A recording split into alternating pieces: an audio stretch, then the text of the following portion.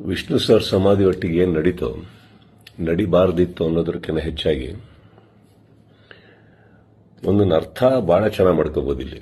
ಏನಂದ್ರೆ ಒಬ್ಬೊಬ್ಬರಿಗೆ ಒಂದೊಂದಿಲ್ಲಿ, ನಮ್ಮದೇ ರಾಜ್ಯ, ನಮ್ಮದೇ ಊರು, ನಮ್ಮದೇ ಕಲಾವಿದರು.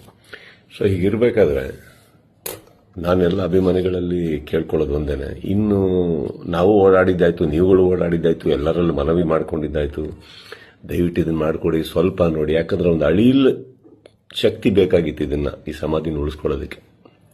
ಯಾರಿಗೆ ಅಧಿಕಾರದಲ್ಲಿದ್ದು ಯಾರಿಗೆ ಆ ಶಕ್ತಿ ಇತ್ತು ಅವ್ರ ಬಗ್ಗೆ ಹೇಳ್ತಾ ಇದ್ದೀನಿ. ಸೊ ಅದು ಮಾಡಲಿಲ್ಲ ಅಂದಾಗ ಇನ್ನು ಅವ್ರನ್ನೆಲ್ಲ ವಿಷ್ಣು ಸರ್ನ ನಾವು ನೋಡಿ ಬೆಳ್ಕೊಂಡು ಬಂದಮೇಲೆ ಒಂದಂತೂ ನಾವು ಕಲೀಲೇಬೇಕಾಗಿರೋದು, ಇನ್ನು ಭಿಕ್ಷೆ ಮಾಡೋ ಅವಶ್ಯಕತೆ ಇಲ್ಲ, ಕೇಳ್ಕೊಳ್ಳೋ ಅವಶ್ಯಕತೆ ಇಲ್ಲ, ಕೇಳೋ ಅವಶ್ಯಕತೆನೂ ಇಲ್ಲ, ಮುಗಿದೋಯ್ತಲ್ಲ.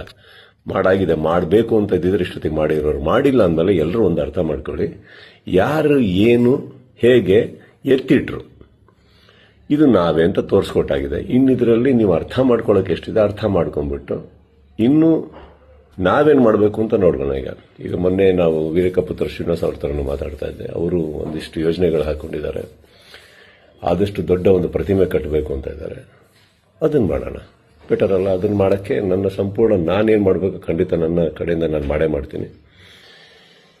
ಎಲ್ಲರಿಗೂ ಒಂದು ನೋವಾಗಿದೆ ಅನ್ನೋದು ಒಂದು ಗೊತ್ತು. ರಾತ್ರಿ ಅದು ನಡೆದಾಗ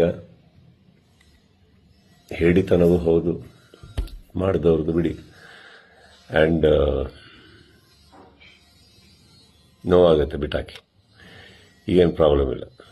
10 ನಿಮಿಷ ಕಣ್ಣೀರು ಹಾಕಬೇಕು, 11 ನಿಮಿಷ ನಾವೇನು ಮಾಡಬೇಕು ಅಂತ ಯೋಚನೆ ಮಾಡಿ ಮುಂದೆ ಹೋಗೋದು ನನ್ನ ಅಭ್ಯಾಸ. ನೀವೆಲ್ಲರೂ ಅದೇ ಮಾಡ್ತೀರಾ ಅಂದ್ಕೊಂಡಿದ್ದೀನಿ.